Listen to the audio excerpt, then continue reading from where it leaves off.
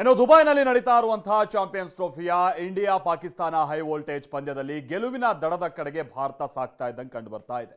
Team India ಗೆಲ್ಲೋದಕ್ಕೆ 242 ರನ್ಗಳ target ಅನ್ನ ನೀಡಿತ್ತು ಪಾಕ್ ತಂಡ. 49.4 ಓವರ್ಗಳಲ್ಲಿ 241 ರನ್ ಅನ್ನು ಗಳಿಸಿತ್ತು ಪಾಕಿಸ್ತಾನ್. ಆಲ್ ಔಟ್ ಆಯಿತು. ಇನ್ಫ್ಯಾಕ್ಟ್ ಕೆಲ ಬಾಲ್ಗಳಿರುವಂತಹ ಸಂದರ್ಭದಲ್ಲೇ ಇದೀಗ ಭಾರತ 201 ರನ್ ಅನ್ನ ಗಳಿಸಿದೆ.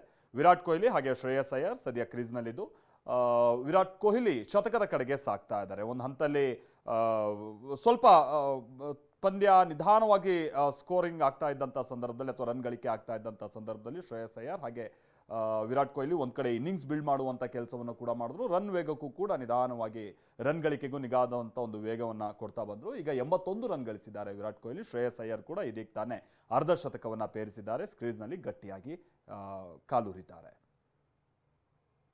203 ರನ್ಗಳನ್ನು ಗಳಿಸಿದೆ. ಆಮೇಲೆ ಪಾಕಿಸ್ತಾನದ ಪರ ಬಾಬರ್ ಅಜಮ್ ಮೇಲೆ ಬಹಳ ನಿರೀಕ್ಷೆ ಇತ್ತು. 23 ರನ್ ಕಲೆ ಹಾಕಿದ್ದನ್ನು ಬಿಟ್ಟರೆ ಮೊಹಮ್ಮದ್ ರಿಜ್ವಾನ್ 46 ರನ್ ಕಲೆ ಹಾಕಿದ್ರು.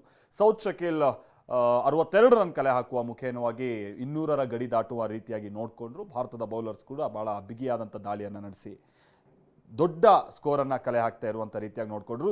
ಇಲ್ಲಿ ವಿಚಾರ ಅಂತಂದರೆ ತಾನು ಯಾಕೆ ಒಬ್ಬ ಚೇಸ್ ಮಾಸ್ಟರ್ ಅನ್ನುವಂಥದ್ದನ್ನು ವಿರಾಟ್ ಕೊಹ್ಲಿ ಇವತ್ತು ಮತ್ತೆ ಪ್ರೂವ್ ಮಾಡಿದ್ದಾರೆ. ತಮ್ಮ ಅತ್ಯಂತ ಇಷ್ಟವಾದಂಥ ಚೇಸಿಂಗನ್ನು ಇವತ್ತು ಭಾಳ ಸುಲಲಿತವಾದಂಥ ಬ್ಯಾಟಿಂಗ್ನ ಮುಖೇನವಾಗಿ ಕೊಹ್ಲಿ ಮಾಡ್ತಾ ಇರುವಂಥದ್ದು. ಒಂದು ಕೂಡ ಕಳಪೆ ಶಾಟ್ಸ್ ನಾವು ನೋಡಲಿಲ್ಲ ವಿರಾಟ್ ಕೊಹ್ಲಿ ಅವರದ್ದು. ಅಷ್ಟೊಂದು ಅದ್ಭುತವಾದಂಥ ಬ್ಯಾಟಿಂಗನ್ನು ಬ್ಯಾಟರ್ ವಿರಾಟ್ ಕೊಹ್ಲಿ ನಡೆಸಿದ್ದಾರೆ.